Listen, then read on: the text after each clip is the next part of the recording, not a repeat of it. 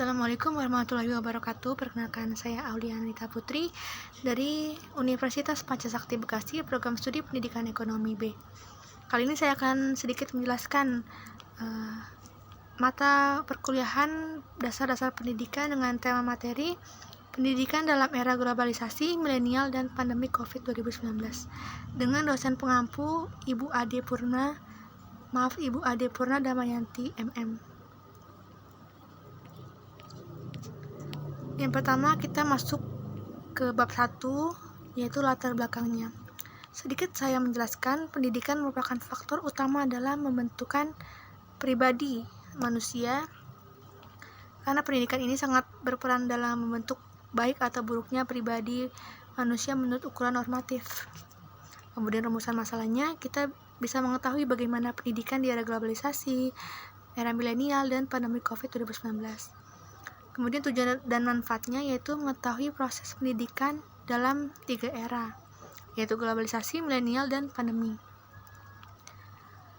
Kemudian kita masuk ke bab 2 pembahasannya. Pendidikan dalam era globalisasi. Menurut Sheryl Sumarjan, globalisasi merupakan suatu proses terbentuknya sistem komunikasi dan organisasi antar masyarakat yang ada di seluruh dunia. Kesimpulannya yaitu globalisasi satu kesatuan umat manusia di seluruh dunia untuk berkomunikasi, membangun peradaban dunia sesuai dengan tuntutan zaman, dengan tujuan membuka kesempatan manusia bisa berkomunikasi jarak jauh maupun jarak dekat. Nah, pendidikan di era globalisasi ini yaitu sebuah usaha meningkatkan integritas hidup di era kemajuan teknologi dan informasi seperti yang kita sebut di atas, yaitu globalisasi. Nah, dampak positif bagi peserta didik di era globalisasi yaitu mempermudah siswa menggali informasi tentang pelajaran yang akan ditempuhnya di sekolah, meringankan berkomunikasi jarak jauh antara guru, siswa, dan orang tua. Siswa juga membuat karya tulis maupun gambar melalui teknologi komputer sangat mudah karena banyak beragam aplikasi di internet, kemudian menambah wawasan informasi dunia kepada siswa. Namun, di samping dampak positif ini sudah pasti ada dampak negatifnya, yaitu dengan kemajuan teknologi yang sangat pesat ini, banyak yang akan menyalahgunakan kemajuan teknologi ini demi kepentingan pribadinya, dengan dampak mengikis moral anak-anak bangsa, karena apapun bisa diakses di internet dari belahan dunia manapun, sehingga tidak ada penyaringan informasi yang berguna dan yang tidak berguna. Nah, tantangannya di era globalisasi ini yaitu untuk meningkatkan nilai tambah, bagaimana meningkatkan produktivitas kerja nasional serta pertumbuhan dan pemerataan ekonomi. Kemudian tantangannya untuk melakukan riset secara komprehensif, lalu tantangan dalam persaingan global yang semakin ketat, kemudian tantangan terhadap munculnya invasi dan kolonialisme baru di bidang iptek. Kita lanjut ke pendidikan dalam era milenial. Generasi milenial atau millennial generation yang lahir dalam rentang waktu awal tahun 1980 hingga 2000 disebut generasi milenial karena generasi yang hidup di pergantian milenium bersamaan dengan masuknya teknologi digital ke segala bidang kehidupan. Namun banyak orang yang berpandangan bahwasanya telah terjadi pergeseran nilai-nilai sosial ketimuran karena lebih terbuka pemikirannya dengan mudah mengadopsi nilai-nilai sosial daerah barat yang lebih modern. Di era milenial sekarang ini kecenderungan dunia pendidikan antara lain berkembangnya model belajar jarak jauh atau distance learning. Karena apapun bisa kita mudah akses dari gawai atau gadget, sehingga kita tidak perlu untuk bertatap muka untuk mendapatkan pendidikan.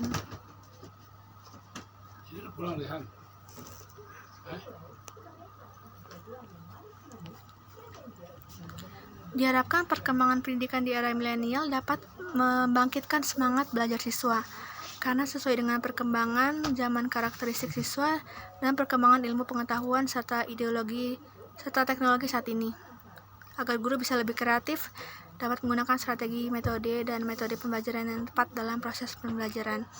Yang ketiga, kita masuk ke pendidikan dalam era pandemi COVID-19. Nah, kali ini kita sangat bersedih hati karena apapun yang kita lakukan harus dengan prinsip 3M. Jaga jarak, pakai masker, dan jaga kesehatan. Nah, pandemi COVID-19 ini sangat mempunyai dampak, memberi pengaruh dalam pendidikan di Indonesia ini. Karena kita yang terbiasa dengan pergi belajar ke sekolah, namun sekarang dituntut untuk di rumah saja. Sekolah di rumah, belajar di rumah, kerja di rumah. Dampak positifnya yaitu akses belajar mudah didapatkan di mana saja atau kapan saja.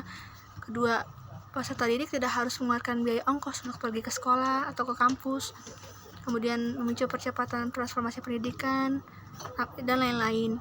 Kemudian dampak negatifnya itu banyak orang tua dan peserta didik yang gagap teknologi namun dituntut harus bisa menguasai. Kedua, banyaknya orang tua peserta didik yang kewalahan untuk menemani anaknya belajar. Ketiga, banyaknya peserta didik tidak mempunyai fasilitas untuk belajar online. Itu yang sangat-sangat disayangkan karena banyak peserta didik yang putus sekolah karena tidak mempunyai gadget untuk mengikuti pembelajaran online. Tantangan pendidikannya itu sistem pendidikan online pun tidak mudah. Di samping disiplin pribadi untuk belajar secara mandiri, ada fasilitas dan sumber daya yang mesti disediakan gitu, karena keterbatasan ekonomi. Banyak peserta didik tidak dapat mengikuti pembelajaran online karena hanya tidak mempunyai gadget, dan itu sangat disayangkan sekali. Nah, dalam jangka panjang, anak-anak yang putus sekolah ini memiliki kemungkinan lebih besar untuk menganggur, baik secara tertutup atau terbuka. Dan diharapkan pemerintah bisa lebih efektif lagi dalam mengatur pendidikan di era pandemi ini, karena sangat disayangkan banyak peserta didik yang hilang harapan untuk masa depannya. Nah, kesimpulannya yaitu pendidikan secara umum adalah usaha sadar dan terencana untuk mewujudkan suasana belajar dan proses pembelajaran untuk peserta didik agar secara aktif mengembangkan potensi dirinya. Sarannya, pendidikan akan terus mengikuti perkembangan zaman. Makin maju zaman, maka semakin canggih juga proses pembelajaran. Namun kemajuan zaman tidak hanya membawa dampak positif saja, melainkan dampak negatif. Maka dari itu, peserta didik harus mampu memilah mana yang baik untuk diambil dan buruk untuk dihindari. Sekian dari saya. Wassalamualaikum warahmatullahi wabarakatuh.